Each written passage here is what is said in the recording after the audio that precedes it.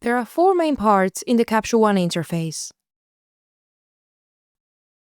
On the left-hand side, we have all the Capsule One tools divided into sections, which we call tool tabs.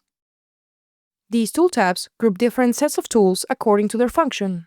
The first tool tab is the library. Here we can browse and organize our images in folders and collections. Once we select a folder or a collection, the images it contains will appear on the right-hand side. This part of the interface is called the browser. The image or images we have selected to work with will appear in the middle of the interface. This part is called the viewer.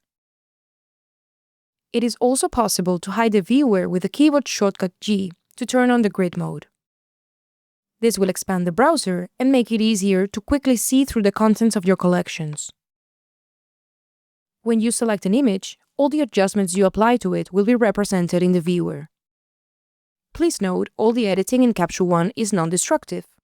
This means you can always return to your original image by pressing the Reset button. Following the Library tool tab, we have the Tether tab, where you can find all the tools you need to connect your camera, Shape, which contains all the crop, rotation, and keystone tools, Style, where you can find your pre-saved presets and styles for quick edits,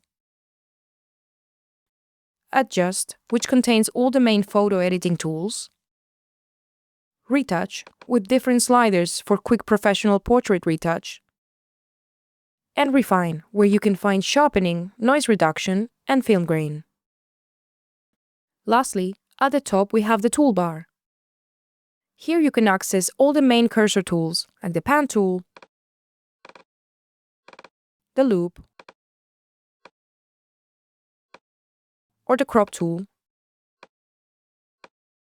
as well as different brushes. You can also find important quick access buttons like the Importer and Exporter windows, the Reset button, and the Copy Apply tool.